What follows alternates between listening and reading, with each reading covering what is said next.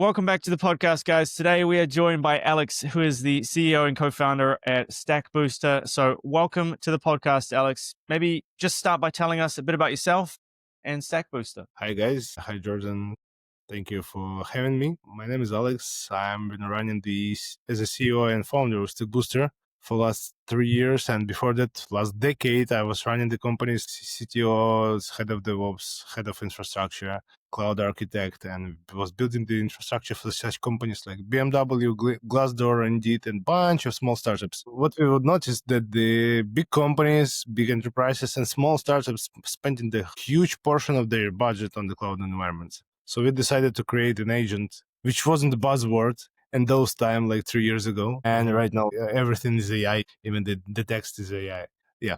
So this is how we come here. Perfect. And you mentioned BMW and Glassdoor as like small startups. I'm not sure I would classify them as some small startups. Well, what sort of what sort of end user do you serve the best? Who typically has the best results with StackBooster? That's a great question. Depends right now because we are not heavily investing in the database automation. So those companies which budgets is mostly on databases, they won't save a lot with StackBooster. But those companies who are heavily investing in workloads and use the AWS or Azure or Google Cloud servers will be benefiting a lot. Recently, our client saved literally 89%. The infrastructure wasn't super optimized, but still, it sounds too good to be true. But sometimes we finding out that the customer's infrastructure is so much inefficient. Right. So for somebody who's like not technical at all, like me, or maybe somebody that's listening, can you break down the solution a little bit in non-technical language so we can understand? Yeah, absolutely. The StackBooster is a AI agent for the cloud, but it's not only for the cloud. It's optimizing the whole application set, infrastructure, Yeah. and cloud, which gives us a possibility to build this inside because we are optimizing on the method level, but applying this to different layers of the infrastructure and architecture, which gives us a possibility to specifically know how the application's working and what will be the best resources landscape and which processors will be better for the application and how much users will come because we are using the behavioral and seasonal prediction models, which gives us a possibility to scale a little bit more in advance. In total, like the cost savings is only a small part of the product.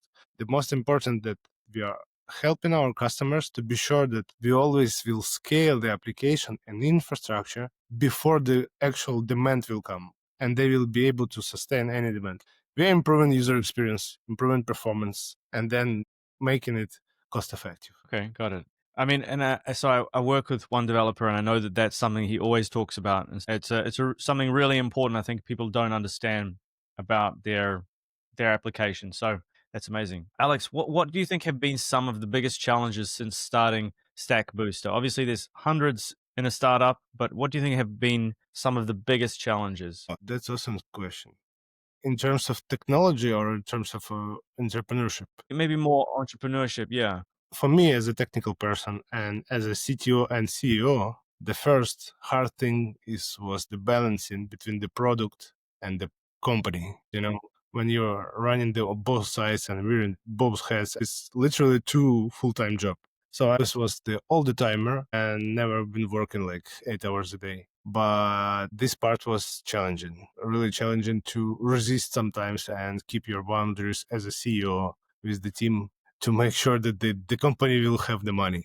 And the second, of course, this is the fundraising. If you are not ex-Google or ex-Facebook and you are from Ukraine, it's pretty hard to fundraise the money. This year we raised almost for 400K.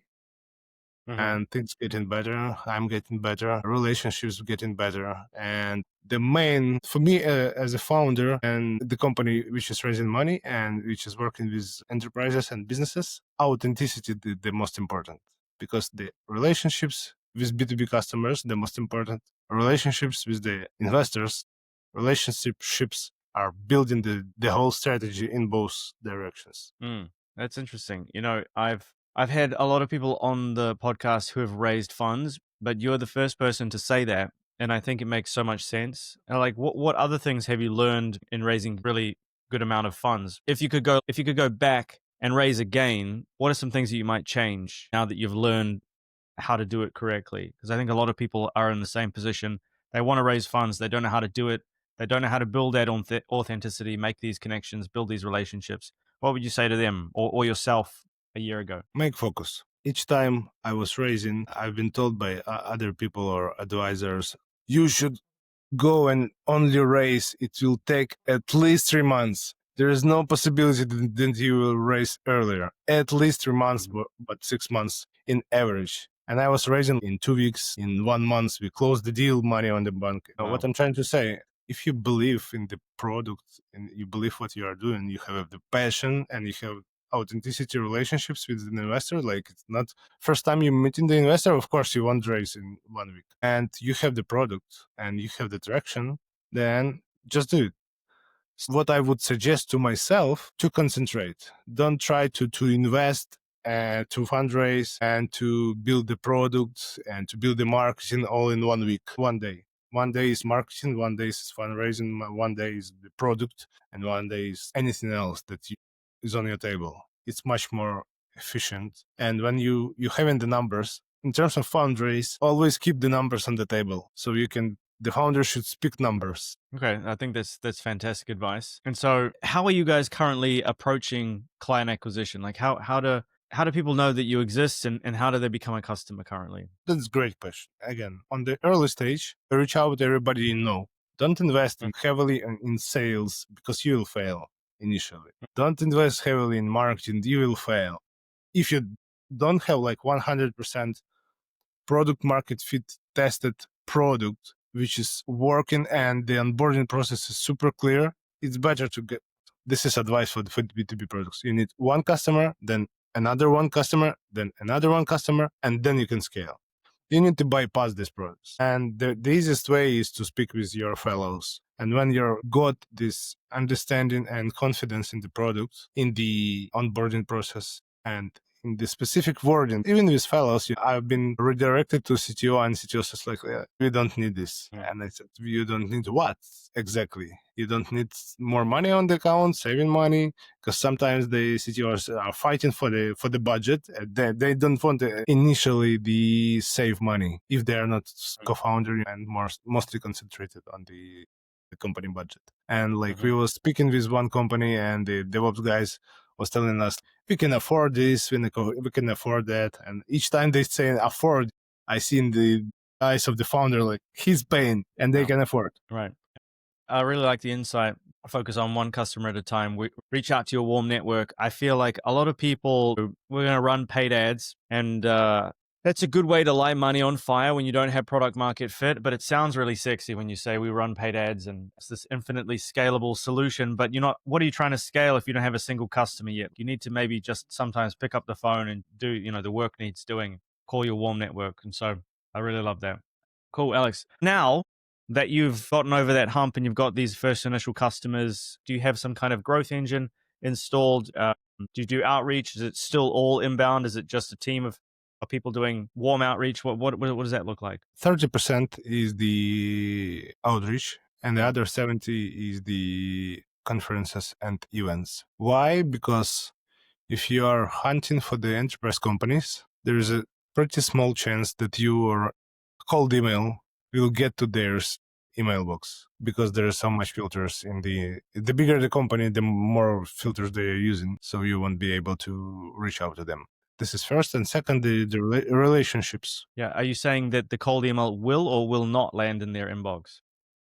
Well, not. Because the bigger the company, the more strict filters and tools they are using to filter out any cold emails. 100%. I mean, I feel like cold email, it was commoditized a long time ago by all these AI tools, right? Where you could just push a button and send tens of thousands of emails. And so I'm sure your inbox is flooded with spammy messages. I know mine is. And what I found is that I was getting less and less responses over the years until I started to try to differentiate myself completely from all these other people. And so we connected through cold outreach, and it wasn't a spammy message to sell you something. It's just to add value and get on a call and create content for both of us. And so I've found that that works incredibly. Like you say, build relationships, build trust, connect with ICPs, and everybody wins at the end of the day. It doesn't need to be a sales conversation, but that's what I found works really, really well. And so I would highly recommend anybody listening or yourself, if you've tried cold email or something and it's like, quote, doesn't work, this approach has crushed it for myself and my clients. Cool. So, Alex, anyway, if you had a magic wand, and this is a question I like to ask towards the end of the podcast because I'm always surprised by the responses. If you had a magic wand, you could wave it over one big problem right now inside of StackBooster and you could solve it like that. What would that big problem be right now and why? I would say leads, but leads are coming, and the most challenging for us today is two directions, but I need to choose one, right? Salespeople, the people who will be closing, because in such a technical products, it's very hard to find a sale guy who will have a good soft skills to sell, but on another hand, at least some certain level of the hard skills to understand what he's selling. Yeah, so increasing this team is pretty challenging. And how have you managed to overcome that so far? Founder-led sales, less sleeping hours. Yeah, almost everybody that I speak to, I feel like is in a similar position, right? Where it sounds like you're wearing 3-4 different hats, running all the sales, running all the technical, maybe even running some of the marketing, and obviously getting the name and the brand out there, coming on podcasts like this. And so, if you could place more salespeople, do you feel like that would solve many of your problems? Because you mentioned two things, right? You mentioned salespeople and leads. Which one do you think is the most powerful for the growth of StackBooster? Sales, we mostly need to scale. Right now, the outreach strategies is not the problem, but when you're visiting the event and you're coming like with 150 to 100 leads, and those leads are hot 1 week, so you need to do the most of the calls the first week, the rest of the calls the second week, and the third and fourth week, you will get the more and more no-go because people won't be coming, right? No show, sorry. So this is why we need to the ramp up the sales department, especially after the conferences, because we need to process a lot of leads after the conference because the efficiency of the leads are quality of the leads is going down with the time. Yeah, that's a really good point. Actually, I heard a story from a guy, Alex Hormozy. Don't know if you know him, but a fantastic marketer. He talks about how a guy he knows pays his cousin to sit in front of a telephone for 8 hours a day, and their only job is to sit in front of that telephone and wait for it to ring. And it rings 2 to 3 times a day. And all they do is, as soon as a lead comes in, they pick up the phone and they dial within the first 30 seconds of that lead coming in. And it increased the close rate by like 60%. Just like within the first minute, being able to contact the lead has been the biggest lever in the business. So I think that's fantastic insight there. Even when I was running the B2C businesses, I also noticed that in this noisy world, you saw the ads, it resonated to you, you put your contacts, and in 1 hour, you already saw so much reels or so much shorts in YouTube. You don't remember which contacts you left off. The faster you will get the feedback from the sales team, the better the result. Yeah, I agree. So finally then, Alex, let's say you could go back to the beginning of your entrepreneurial journey and building StackBooster. What is something that you might do differently now that you have the gift of hindsight? Well, from one standpoint, I would not do anything different because the whole path is teaching you. But from another standpoint, I would not concentrate on marketing and sales so early, but concentrate more on the product and building the product, and then go into the marketing and sales. The earlier you get your hands dirty with marketing and sales, the earlier you will do the mistakes, the earlier you'll do the homework on fixing these mistakes. So I would say that I would not change anything. Perfect. I love that answer. Well, look, Alex, if people are listening and maybe they want to check out StackBooster or they want to connect with you, where can they go or how can they connect? They can go on our website, stackbooster.io. They can go on our company profile on LinkedIn. There is a bunch of information about us and the articles. We are trying to share the information what we're doing right now to give us some teasers about the product. Okay, awesome. I'll make sure to leave links in the description. But thank you for coming on today and sharing some of your insights. It's always great to hear some things that I've not heard before. So really appreciate you sharing. And thank you guys very much for watching. We'll see you in the next episode. Thank you, guys. And thank you, Jordan. Amazing questions, by the way. Thank you.